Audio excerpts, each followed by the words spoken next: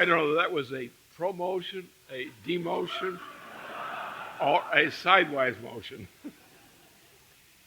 This is truly the most important of all strategic questions we have to face today. The fact that the human species, which is absolutely unique in its capabilities, there's no other known species in the universe ever known to have existed or could exist, even though we have not fully explored, of course, the Crab Nebula or similar parts of the great galaxy which we're involved in, called the Milky Way. There may be many species with cognitive powers out there, because the solar system, of which we are immediately a product, though always under the control of the galactic processes. And we know a good deal today about those kinds of things. Our organization in the United States has spent a good deal of effort on concentrating inclusively on just this question: how old is life? How long has life existed in this galaxy, or within it, some place in it? What is the nature of mankind, who's been on this planet only for a few million years? There was no human being on this planet, to the best of our knowledge, until a few million years ago.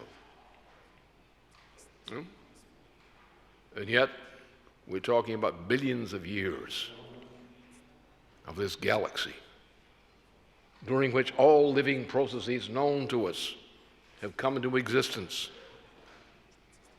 And all life is creative, but there's a sad part,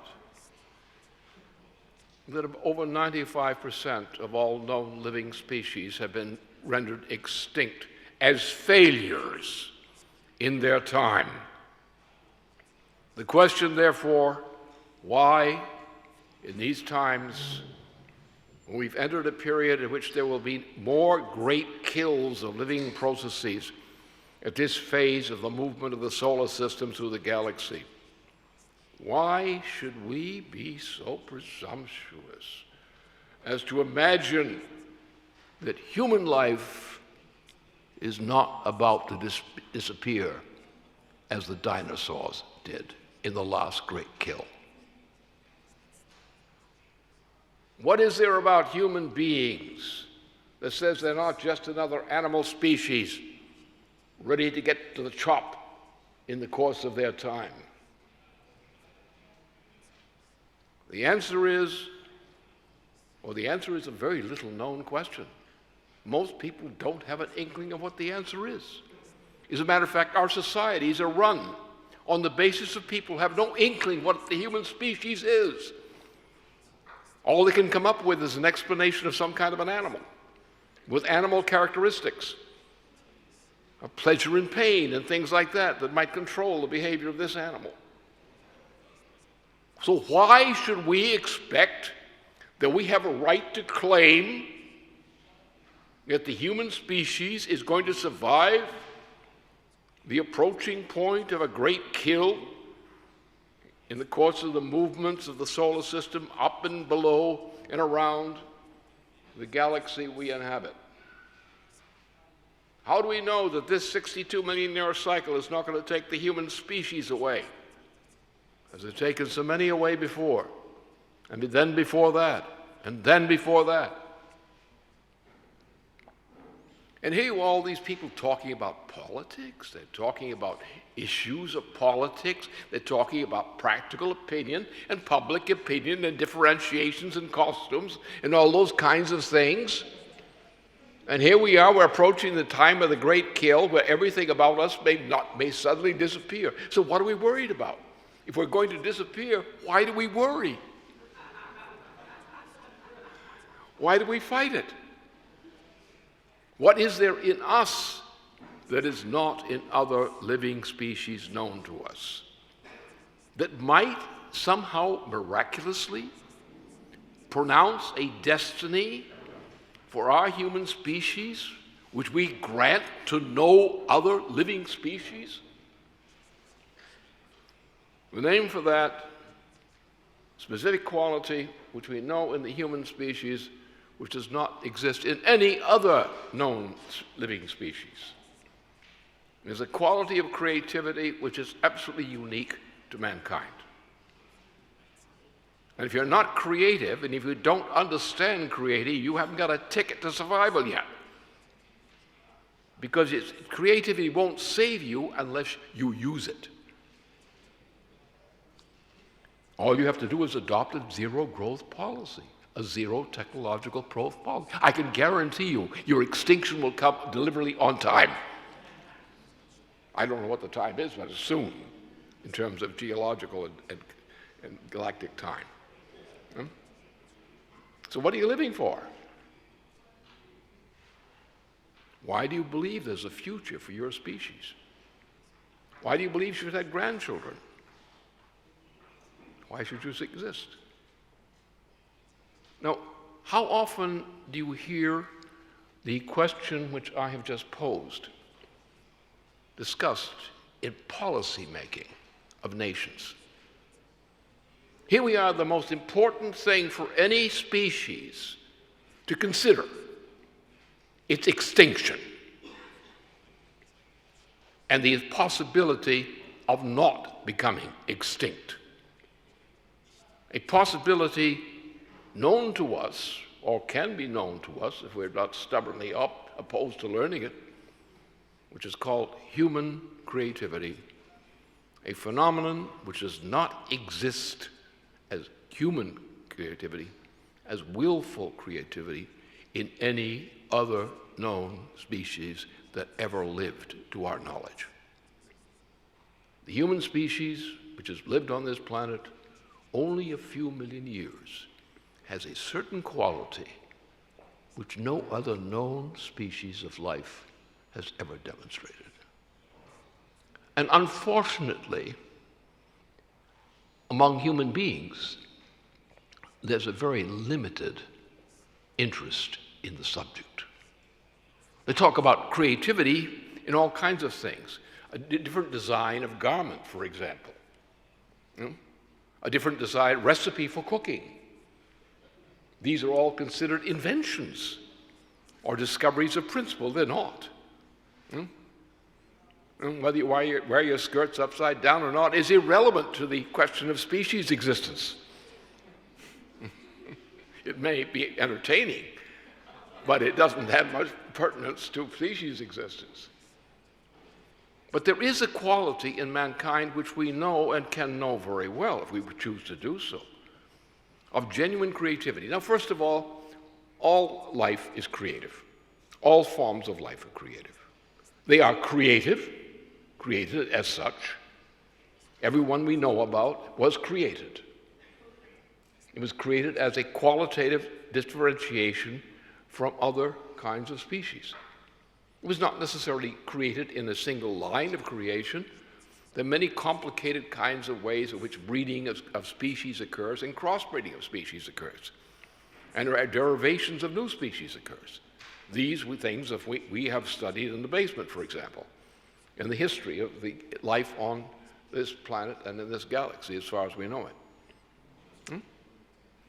But the point is, every animal is species. Species is creative. But they are not voluntarily creative. The creativity is built into them. They're not conscious of it. They can't control it. They can't choose creativities. Creativity chooses them. And when you get a great kill, you get a point at the ability of animals. Look, but most of the animals we have today on this planet should be extinct but for mankind. Why do we have animals? Because we promote, artificially so to speak, we promote their existence on this planet. We want cattle, we raise cattle. You want milk? Raise cows. If you don't raise cows, to hell with you, you get no milk. All our foodstuffs and many other things about animal life and plant life are things that mankind chooses and recognizes as necessary to mankind, and cultivates and uses those things which are useful to mankind. So that's animal creativity. The potentiality of discoveries by a living species, rather than human, is built into the design of the human species. And when a great kill comes of some species or some set of species, it's because that animal species has run out of options for adapting to the new circumstances. Now, there's another aspect of this process which is most crucial for understanding what I've just said. That the existence of life, and specifically human life, on this planet depends upon a natural degree of creativity. That is, an upward quality of evolution. Now, you have behavioral evolution in forms of adaptation. This occurs in the creation of new states of nature, automatically. Animal life, plant life do this. But then you come to the point that that whole system has come to a categorical close by the introduction of either exhaustion of resources of a certain kind or a new condition in the galaxy, like a galactic period. When our solar system goes to a different arm of the galaxy, or when the solar system moves above the level of the galaxy as opposed to being below it where it's more protected. And so the point is, we find that in order for mankind to live, we have to increase what's called the energy flux density of mankind's willful change in the character of the environment. That is, for example, mankind is distinguished from other species, first of all, by the voluntary use of fire. No animal, member of the animal kingdom, no tree, no form of plant life ever willfully set fire to itself. So the characteristic of mankind has been going from the simple burning of things to assist human existence to going to higher forms of combustion. We went from burning shrubbery, which is probably our most ancient ancestors did as our species. We went to charcoal and so forth.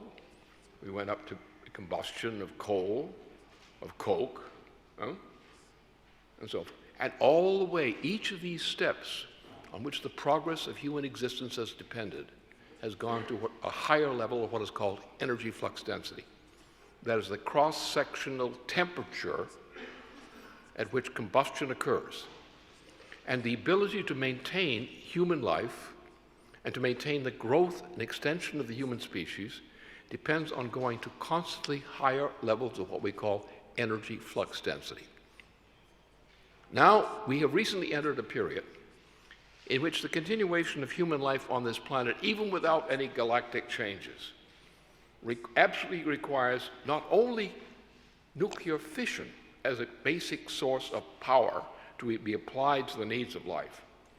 We've now entered a period where nuclear fission power by itself is no longer sufficient. We now have entered a period where for mankind to survive, we must begin to operate on thermonuclear fusion as a power source. And beyond that, we must look forward to developing access to another technology, which is called matter atom reactor. These are all characterized by the cross-sectional value of heat is increased in intensity. So a society which is going to windmills is a doomed society. A windmill society is a mass suicide society. You haven't got a chance. So the universe is vectored. The existence of life on this planet is vectored. Only the mankind as a species which is capable of organizing its productive forces on the basis of higher levels of energy flux density. You're now at a point, if you're not with nuclear power and thermonuclear fusion, you are not fit to exist as a society. Because to maintain mankind today, We can no longer depend upon coal, oil, and certainly not windmills. That's a very quixotic idea. It depends upon nuclear and thermonuclear power. Without that, the society does not have the capability of surviving. And any view of the contrary. Also, the other side of the thing, the idea that there's a limit to growth is a form of criminal insanity. There is no limit to advancement in the power of the human species by developing higher technology. Look at the universe out there. Look at our solar system. What runs the sun? What has been the evolution of the sun? What's the evolution of the galaxy? What's happened to the Cloud Nebula in the galaxy recently? What's that change mean? It's been a qualitative change. The universe is creative. The galaxy is creative. The solar system is creative. Mankind is inherently creative. And the mankind which goes back to primitive kinds of cross-section, like burning this or burning that or windmills, is a culture which has decided to destroy itself and remove itself from this planet. Now, how do we make these discoveries? Plants, animals, also they make discoveries in a sense, but they're limited. Why is human species different? Well, how do we get at this? What is this thing called creativity? Real creativity, not innovation, not wearing your pants upside down. That's not creative. It's an innovation, but it's not creative. There is in the human species and the human mind as such, which is I've not yet defined here.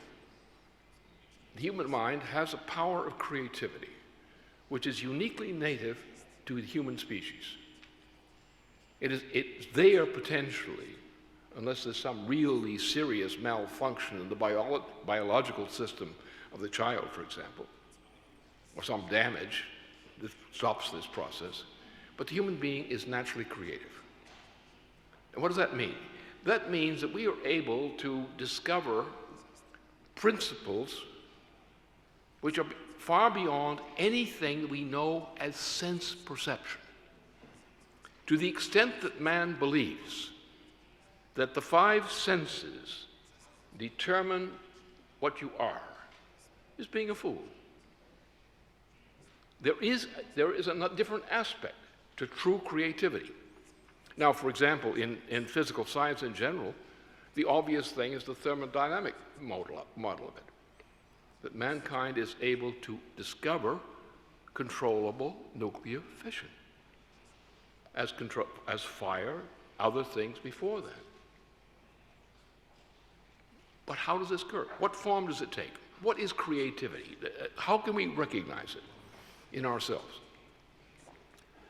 Well, you got a problem. What makes us stupid? Why do we behave stupidly most of the time? Because we believe in sense perception. That makes us stupid. We believe that the experience of merely five nominal senses is the test of reality. Now that's monkey business, not human business. Monkeys believe in that, and monkeys will always believe in that. But if human beings do that, they're making monkeys of themselves. We don't have five senses. When the baby is born, if it's not damaged in some way, when this infant is conceived, the baby is born, the baby has what we call five senses, the baby human being. In that sense, we have some advantages over the non-human animal species, but we have some deficiencies. For example, if you were a bird, a human being, trying to fly like a bird, not only would you have lacked wings to do that, you didn't come with you may arm your armpits out of that way, air them out that way, but that's not going to enable you to fly by your own power. That's not built into your species. But the damn birds know something you don't know. The birds know how to fly north and south. They are adapted to a sense perceptual power equivalent to human sense perception by which they follow certain pathways in the cosmic field of radiation. And unless that cosmic field of radiation is disturbed, they will always come to the same direction. Same thing happens with fish. When you get a mass fish kill on the Pacific coast in California, it occurs because the fish find their way through the sea according to cosmic radiation currents. And when the currents go astray, the poor damn fish come into some inlet in California, exhaust all the oxygen of the water, and the fish die in a mass fish kill for the suicidal act of getting too congested in one little small area and not being able to get out of it. Pigs are very good at detecting earthquakes. As the Chinese used pigs, this characteristic of pigs, on earthquakes as a precursor of an earthquake. And many people in China, in one instance in particular, their lives were saved because they listened to what the pigs had to say. Because the pigs, shall we say, squealed that the earthquake is coming on. And the Chinese listened to their pigs and said, okay, and they moved the people away from the area of greatest risk. And today, in dealing with earthquakes, the greatest advantage we have is that we have learned to learn something from the beasts. We have learned to recognize that there are certain abilities which we can bring onto being synthetically. We do not have these capabilities in ourselves, but we have human minds. We're able to develop instruments, and we're able to recognize some of those instruments which in the field of cosmic radiation indicate to us what is happening. Now, what has happened to mankind to make the great changes are generally referred to as discoveries of universal physical principles. Now, this means that the five senses went out of fashion a long time ago. Not that you don't use them, but the problem is if you believe in your five senses, you're not going to produce a survivable variety of society.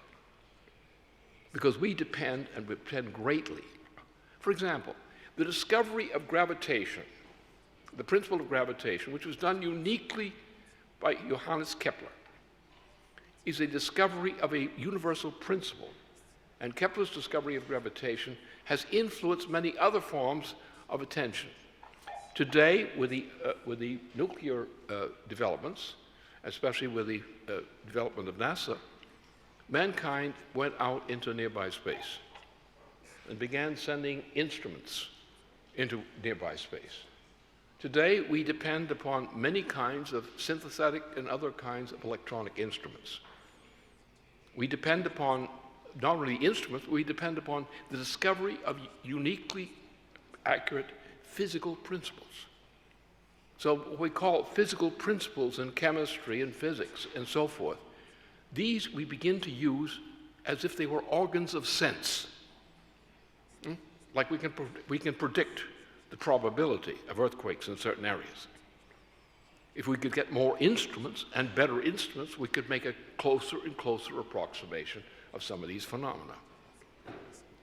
But what's the basic thing here? The basic thing is the difference between man and the animal species. And every kind of species have its own particular selection of the equivalent of sense perceptions.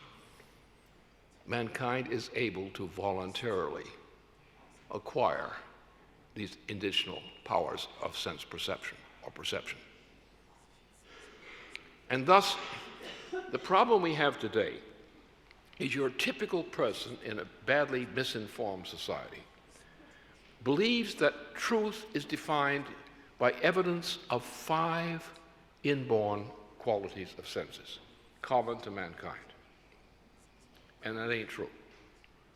If we believe that our five senses and the brain as understood as a function of five senses is what is the human mind, we're not human yet. Or at least we don't know what human is yet. Now, let's take the case of music. You know, one of the great reasons why people have become so stupid today is because of the Congress of Cultural Freedom, which said classical artistic composition is not appropriate.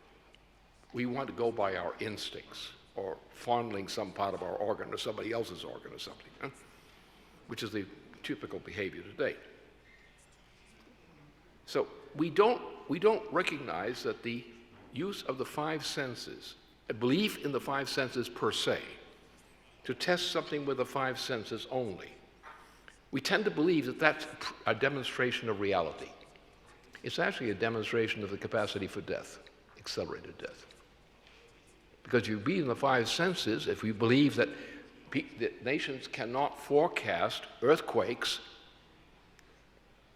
you are risking the existence of the human race, because right now we're going through a period of tornadoes, earthquakes, and such. It's going to increase now. We're in a galactic part of the period where we're going to get a high rate of more serious and more frequent kinds of earthquakes and similar kinds of phenomena. If we don't recognize the ability for us to foresee the likelihood of these earthquakes and to mobilize ourselves to protect humanity against them, to design our cities, to design our structures based on being earthquake resistant in areas where earthquakes are seismically probable, we're going to have a destruction of cultures which we cannot survive. It's similarly on the other end, if we don't go further into understanding how the solar system and galaxy work in terms of various kinds of radiation, we're not going to be able to design methods by which we can protect humanity against some of these kinds of radiation. Remember, mankind lives in a very narrow band of spectrum of creativity, very narrow in terms of sense perception, in terms of global systems. And if we start to increase the movement of the conditions of life of mankind into an area where we're going into certain areas of radiation which are beyond those to which we were adapted, we're going to die. But therefore, in science as such, on the one hand, you find that the progress of science, proceeding from what I've just stated as the considerations, show us how mankind could survive things of the type we can anticipate. But they also show us something much more important, which again, coming back to classical music as opposed to this junk stuff that you get all the time, or higher elevated tuning, which is another way of destroying the human ability to have these functions work. You're looking for a natural function. You're looking for a natural tuning system in the human mind, the human voice, a natural one. And when you become decent at this thing, you have a natural affinity for doing it.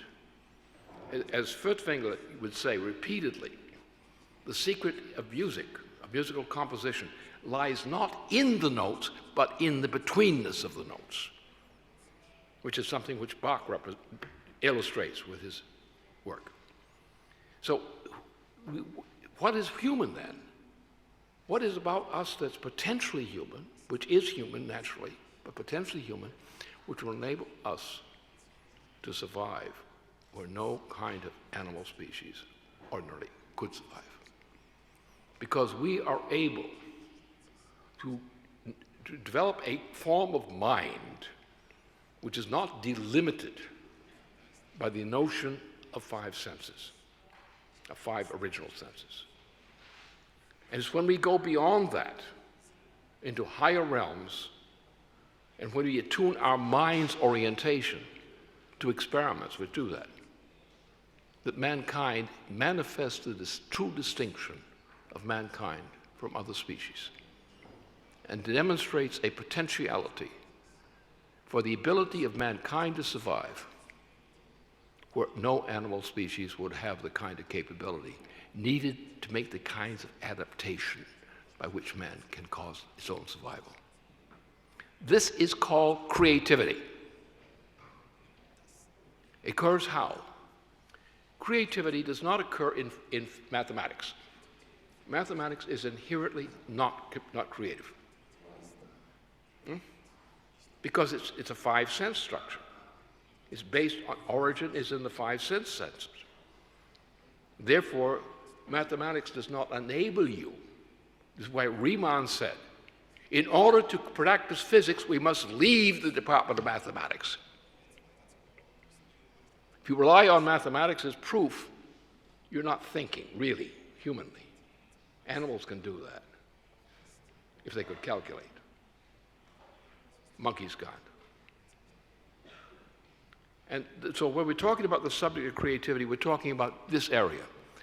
It's the requirement that mankind, which in society today, is governed by rules of behavior, commonly accepted opinions about rules of behavior, which are confined to the presumption that truth is defined by the experience of five native senses. Of course, you have a few cases of people who were blinded in several of their functions, but managed to become very intelligent people in life, which shows that we can synthesize among human beings with a human mind. We can synthesize as being human. Other ways of substituting for lost or destroyed sense capabilities. This is creativity, but it also means the mind is located where? It is not located in the five senses. It's located in those characteristics, those conscious, willful characteristics of the human mind, which reach beyond sense perception and create a conception of the nature of the mind, which does not necessarily correspond to our physical appearance by our normal five organs. In other words, what we look like is maybe not be what we are. As a matter of fact, we know that what we look like is not what we are. For some of us, that's a great, gratifying thing to hear about. We're not to blame for what we appear to be. Because we look like, from the standpoint of mind, quite different than you look from the standpoint of the simple five-sense standpoint. And so, therefore, it's our tendency to be prisoners of a five-sense conception that blinds us to the fact that those ideas which supplement and in that respect supersede the normal so-called sense perception, that it's in this area that the distinction of the human species from the animal is located. Now, where does this creative power lie? Where do you find it? You don't find it in mathematics, because mathematics is designed on the basis of the assumption of the five systems. No competent physicist today depends upon mathematics. They may use it to carry out the garbage, but they don't use it, they don't believe it. Creativity lies in the creative imagination. It lies in the principle of metaphor. It lies in what we call classical artistic composition, which is the disciplined form of the creative imagination. And anything that's done, for example, take just a couple examples. Take the case of Max Planck and the case of Albert Einstein. Very creative people. Where do you recognize their creativity? In Planck was a capable musician. Where do you find it in Einstein? He was a capable musician. Planck was a professional musician as well as being a professional scientist. It was in the classical domain of experimental thought that creativity lies.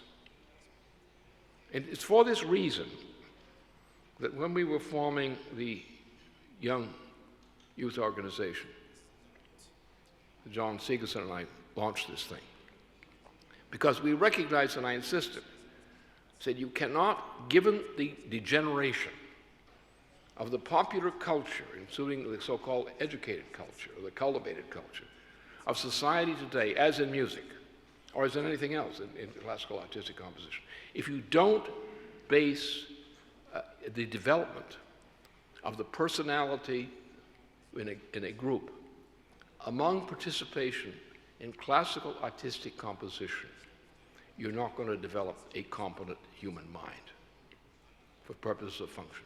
You will not be able to withstand the pressures of the corruption in society today. You will not be able to avoid the degeneration into popular forms of entertainment today, which destroy the morals and the minds of our people. You must realize that creativity lies outside the domain of sense perception, exactly as Riemann, in the close of his habilitation dissertation, emphasized. We must now leave the department of mathematics and go over to a different science called physics.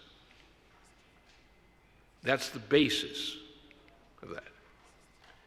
And it's in the process of metaphor in which we acquire access to experimental knowledge and use of principles which lie outside the domain of sense certainties,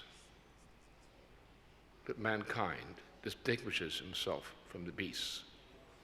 And from physical science, and it worked in this direction, we learn how to use those capabilities. But if you want to produce a great physicist from your roster of family children, try classical musical composition as a medium in which to bring that about. This is the special genius of classical musical composition, as we know it, at least at best today.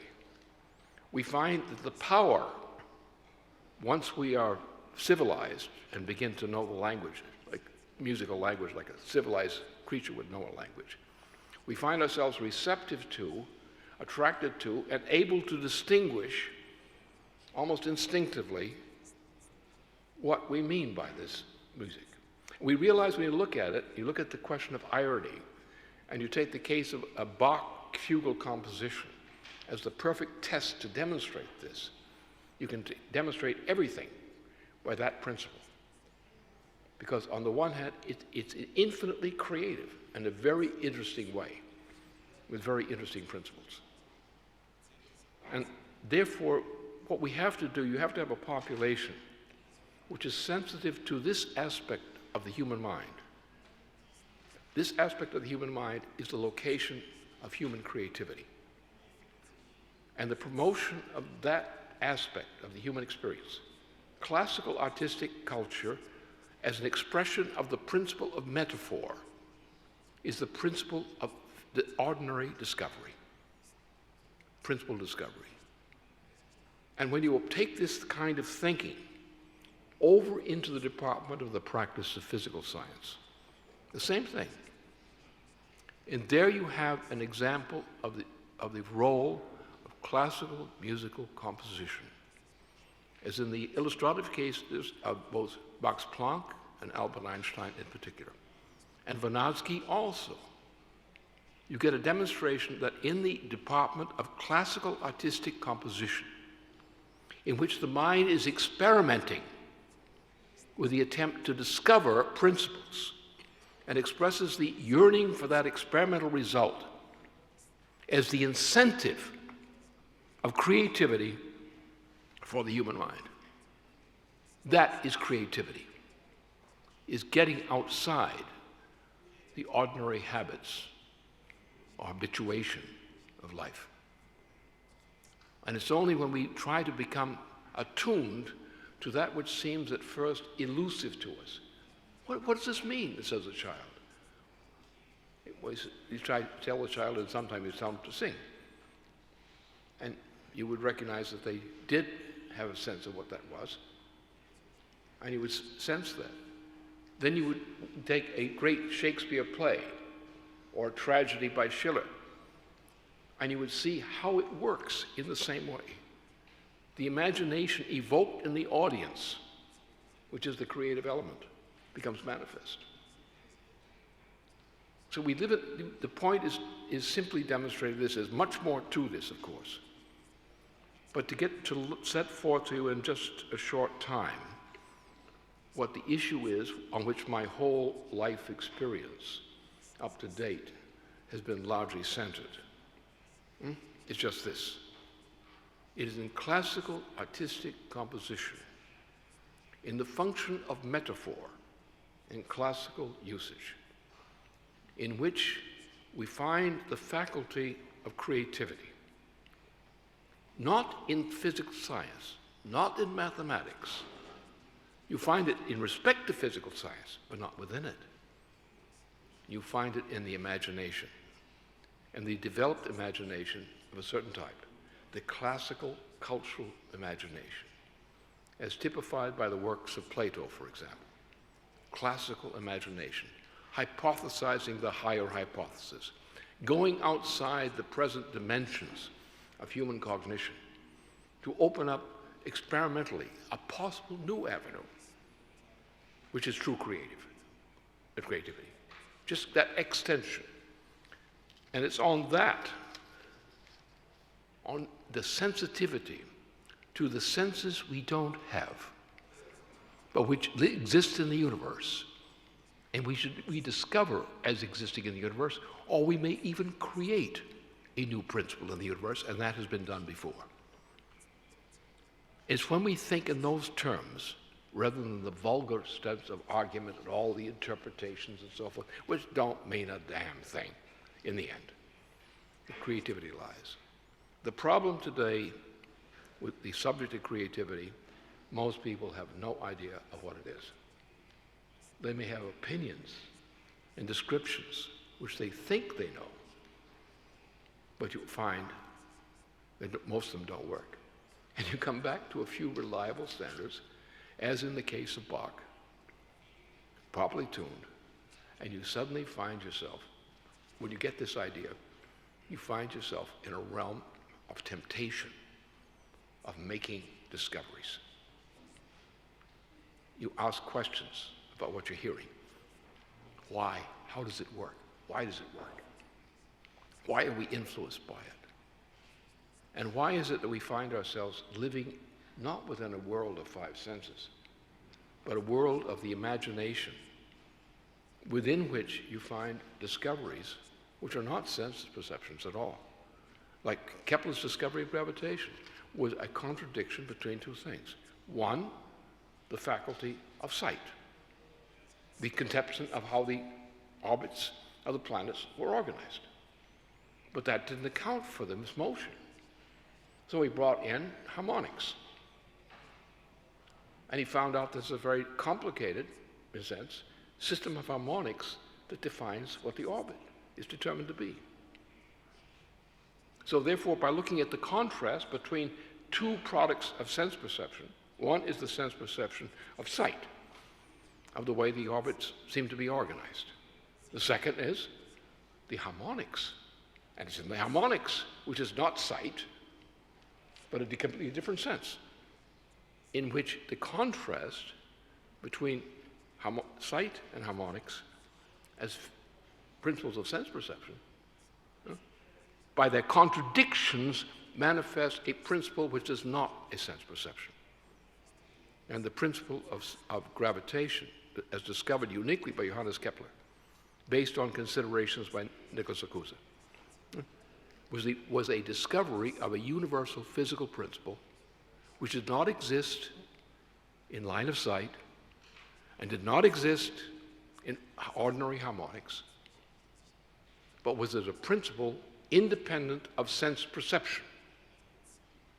And it's the knowledge of things which lie independent of the faculties of human sense perception which are the clue to the process of higher discoveries.